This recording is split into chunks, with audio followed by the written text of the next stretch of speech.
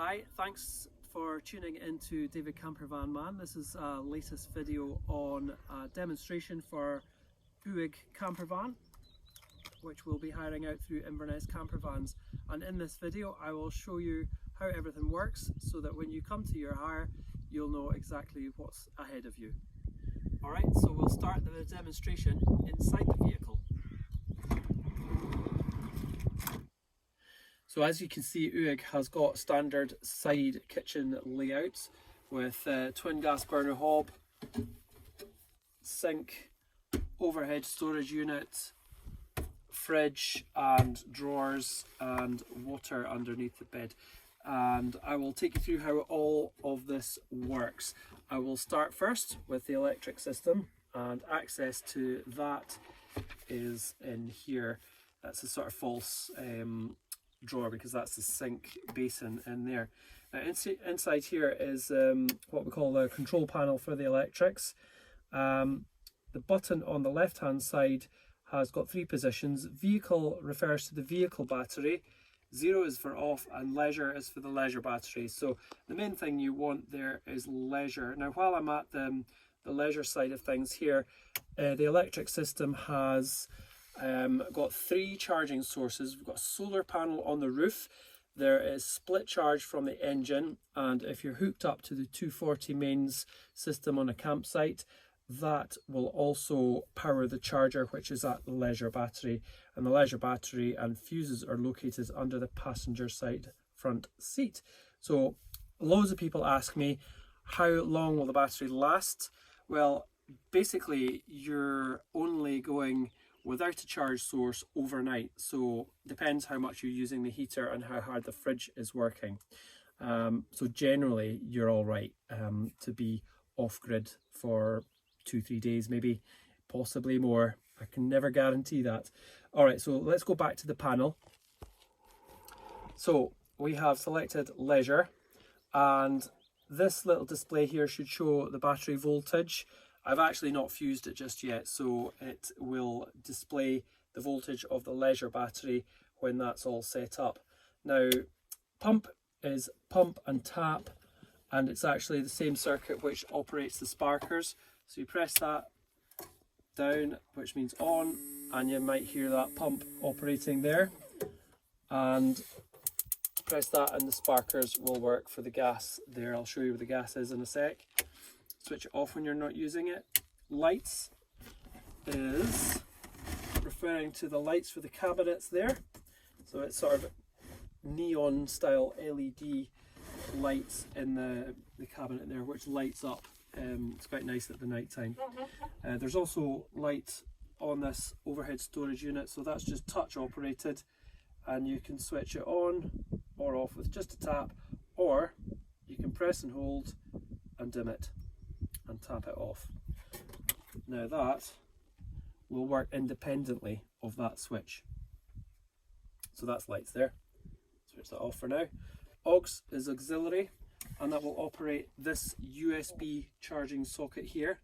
And next to the USB charging socket is a 240 3-pin plug socket. Now again, that's something a lot of people ask questions about.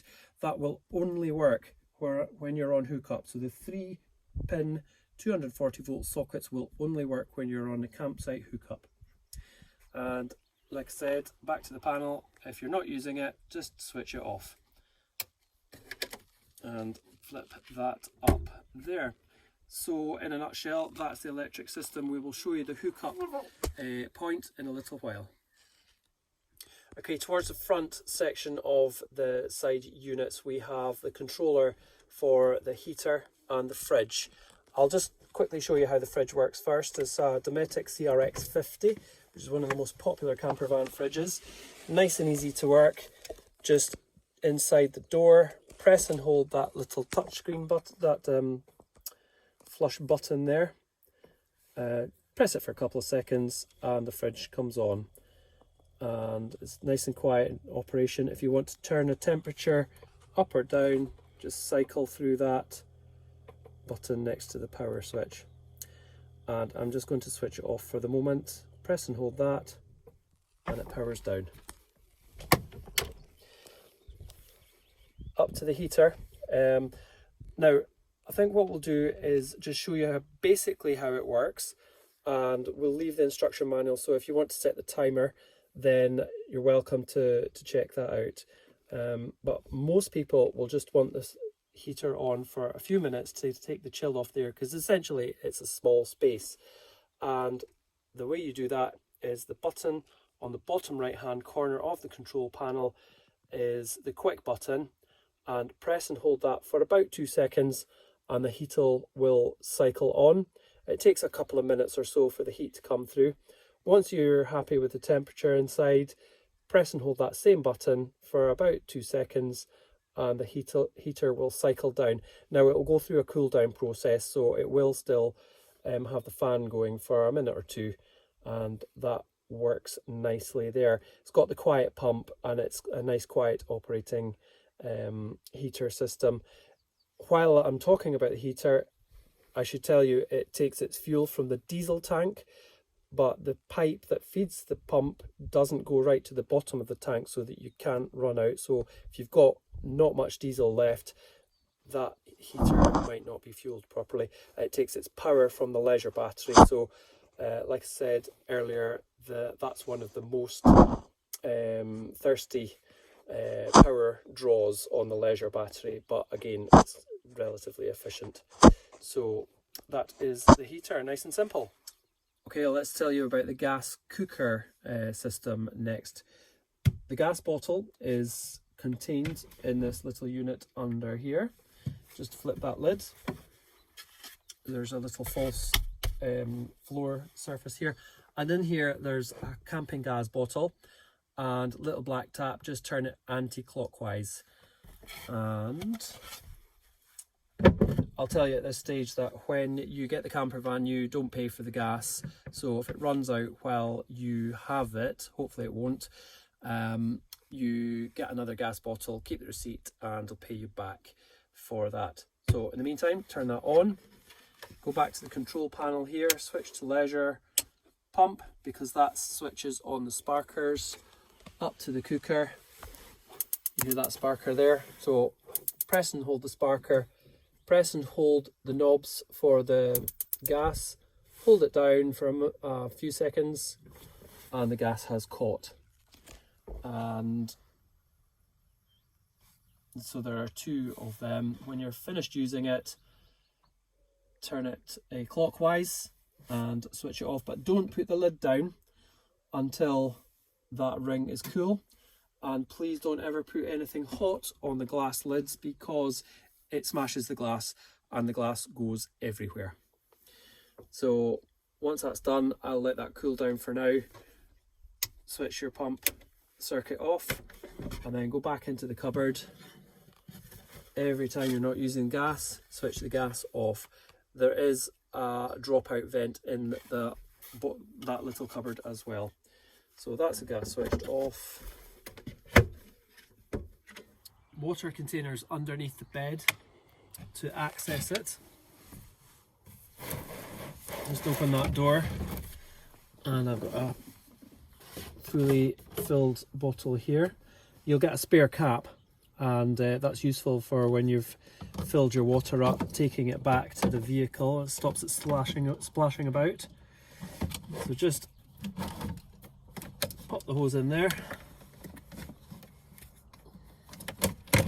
and then put the sealed cap on like that, and that just lives under the bed. So it's got loads of storage, these nice big drawers in here. You'll get some kitchen utensils and pots and pans and so on with it. Just pull these little switches out and there is nice soft close. Another drawer up there, a drawer here just at the end, it's a small one for cutlery, overhead storage,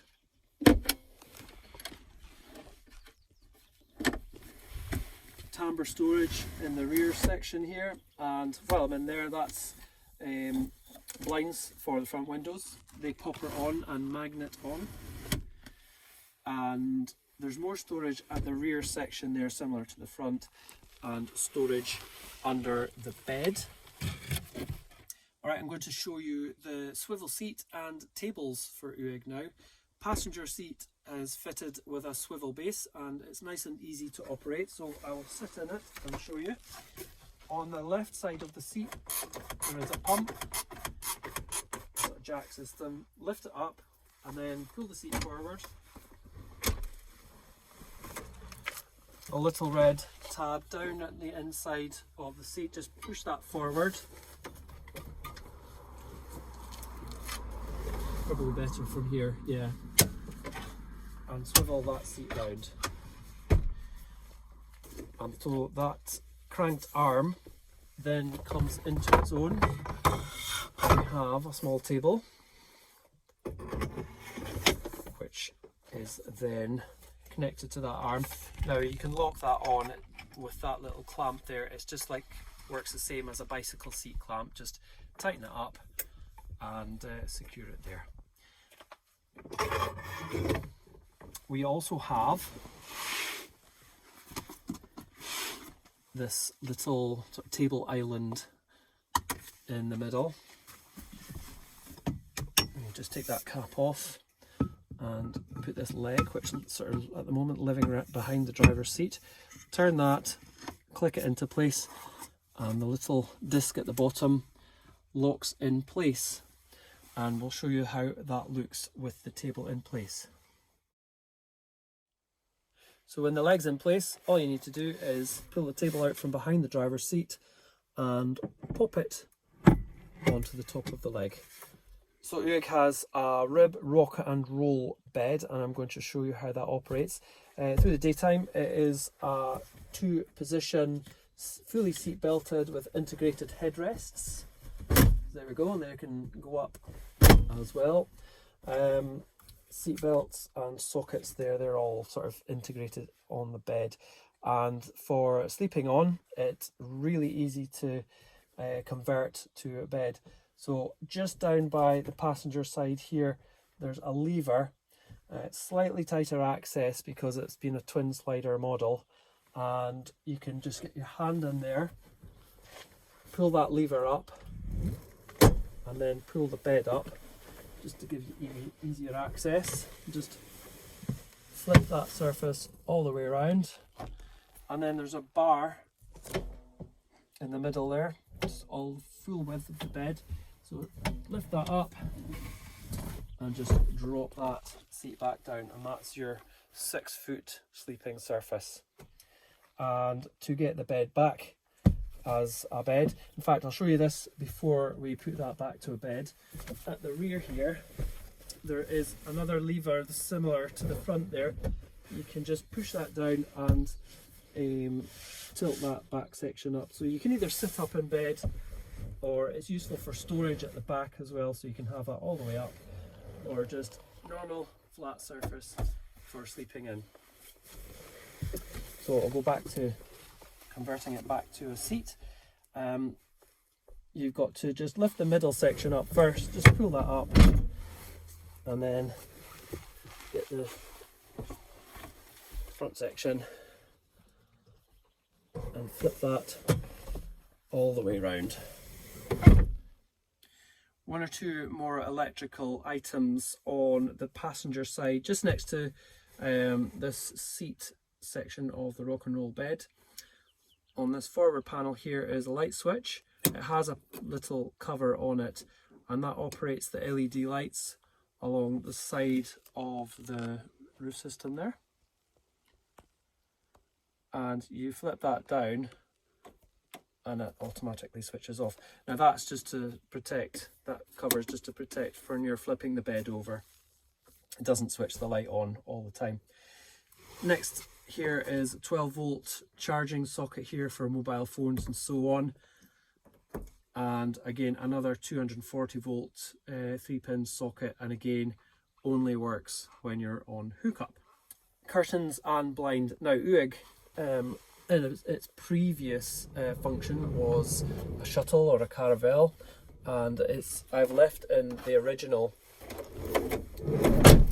blind system, and that works in conjunction with the tinted windows. Nice and simple operation there. So lift that little tab which is in the middle of the sliding door, put it all the way to the top, and there are two brackets at the top which hold that in place, and that's your curtain for that window there. It's the same on the driver's side, just next to the kitchen units, so it just operates the same as that one.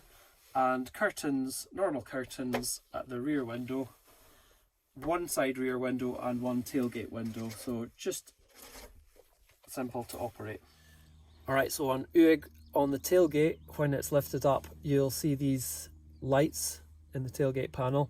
The one on the passenger side has got a little red glowing dot on it. That means it's the master light, and that means it switches both of them on. So just touch that lightly in the middle and it goes on or off. In the back of UIG, when the tailgate's lifted up, you can see that there's space behind the bed. That's really good for storage, and like I said, when we're demonstrating the bed, you can have this shelf all the way up or halfway down, and it acts as a good storage shelf. Usually we've got the hookup cable here, and in this cupboard at the back, normally there's access to camping chairs and so on. Hookup point on UIG is in common with all the other vehicles on fleet. It's on the driver's side rear panel. Really easy to live with. Hookup cable goes in the back here, that's magnetic. Lift up the flap, and there's a little lump at the bottom, we call that the key, and just line it up with the groove in the hookup cable, push it home, and then you can connect the other side to the campsite hookup, and that will charge up the leisure battery and put the two 40-volt 3-pin sockets live. So when you're finished with your campsite hookup, all you need to do to take the cable out is just pull it. UIG is a 4-berth camper van, which means it has a pop-up roof for sleeping up to 2 people in the roof section, and nice and easy to operate. This is an Ostops roof, and we have straps securing the roof down, and the strap is stowed away above either side, just inside the canvas there. So we roll that up to keep it tidy. So to take it down, just let it go, and then this little lock here, just push your finger in on it, and then pull the strap through all the way until you leave a 6 or 8 inch tail at either side.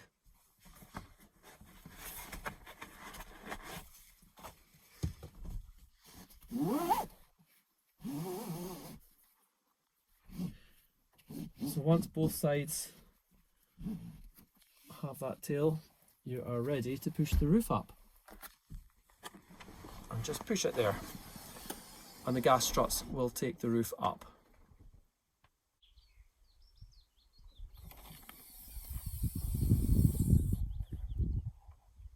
So in the Ostops roof bed space, we've got this bungee cord here. Now, the purpose of that is to pull the tent sides in, so that when you're pulling the roof down, the canvas doesn't get caught in the scissor mechanism. So before you can put the bed up, you need to take the bungee cord off. Now it's connected to this D-clip here just above this window, just a little plastic end on it, and just pull that off there.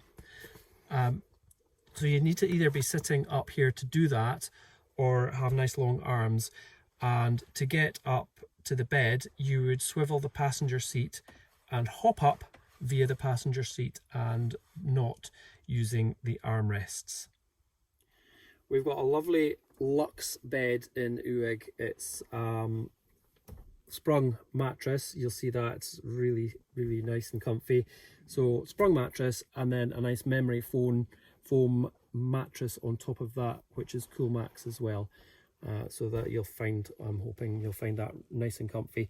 Also, while we're up here, we have 3 windows, one at each side and one at the front. Nice and easy to use. Zip them out, and they're also vented as well, so sort of an insect vent mesh there. And we also have the same LED light system as we've got on the tailgate, so just one touch at the front light puts all three on. So now we've shown you up inside the roof bed area. It also has the function of operating as standing room for the main camper van. So once, remember that bungee cord, make sure that's down before you put the roof bed up. Now that's on gas struts the same way as the roof is, and just pop that up there like that. And again, easy access to all the windows, and that brings a lot of light into the camper van main area and transforms the living space. So when you need to stow the roof away, first thing to do is put the bungee cord in. I'll show you doing it while the roof bed's up, just for ease of demonstration. So clip it onto the D there, and you can see how that pulls in the tent sides. Okay, now that the bungee cord is in the D clips and the bed surface is down, you can put the roof away. Now it's just a case of pulling these straps down, and while you're pulling the straps down, just keep the roof sidey, and if it happens to be windy, just make sure the tent sides don't get caught in the scissor hinges at the back. So pull it down, tidy the front section, just sort of roll it in at the front.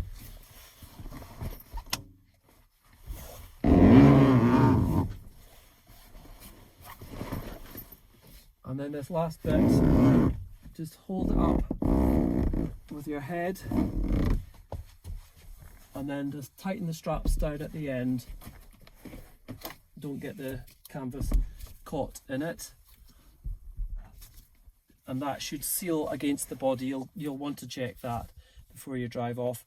And then just at the end, just for safety, coil these up and tuck them in here, just because if it's all stuffed up in any old spaghetti way, it's more a risk of coming out and causing a distraction to the driver. So I'll just coil these up and tuck them in to the top. We have an awning fitted to UIG. It's a Fiamma F45S, and slightly different from the other vehicles because the crank is at the front. We have this little handle, and just hook the hook into that front section there, and then turn that, and it cranks out the awning. Now, a couple of things to remember when you're putting the awning out: just make sure you don't put it out in really heavy wind, really heavy rain. Just a bit common sense when you're using it. So crank that out as far as you need to go, and then I'll show you how to work the legs. So here are the legs, nice and easy to live with. Pull them out, and it then pivots at the end there, and you'll see this little thumb screw here. Just turn that and lift the awning to the height you want it, and just tighten the leg there, and same on the other side. Right, I'll show you putting the legs for the awning away. Just a couple of points to note. Just unscrew these little plastic thumb screws, slide the inner leg to the top, tighten it up again. That's just still got the plastic on it because it's brand new. Now pivot that up there, and just make sure you don't catch it on the edge of the awning. And while we're here, it will self-support, so it's not going to collapse on you until you get the leg away. So pivot that up all the way, and then push that little runner into the slide. And this leg here, this is very important. Push these little saddles, if you like, the little base for the leg, and make sure it's flush with the inner surface of the face of the awning, and then that clips in. Now I'll show you why you don't put that there, because if you put that there like that and you crank the awning in, that will push the awning body out and it will bend it. It's happened before, so just make sure that leg is flush to the front on both of them. And then all you need to do to put the awning away is just crank that handle back in.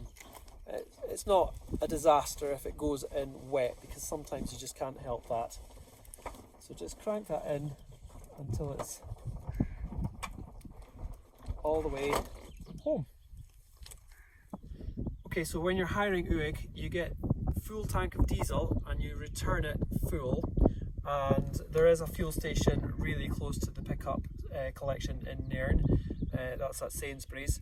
So to get to the fuel filler, just open the passenger door, because that fuel filler flap locks against the door, and the diesel cap is there. There's no key for it. Just unscrew that and then fill till the pump clicks. Okay, just a couple of things to show you at the front here. It's pretty standard, very car-like to drive in a transporter. It does have power steering. The light switch is down to the lower right hand side of the steering wheel.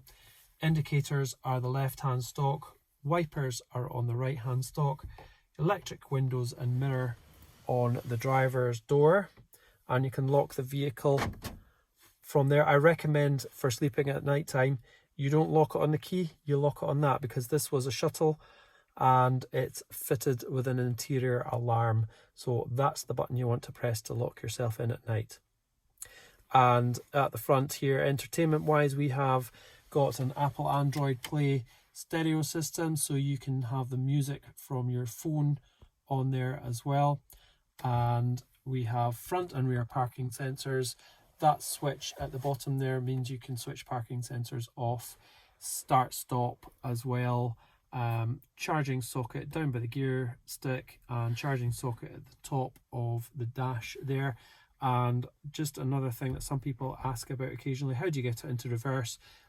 So put the gear stick past first, lift that collar, and it goes up past first gear.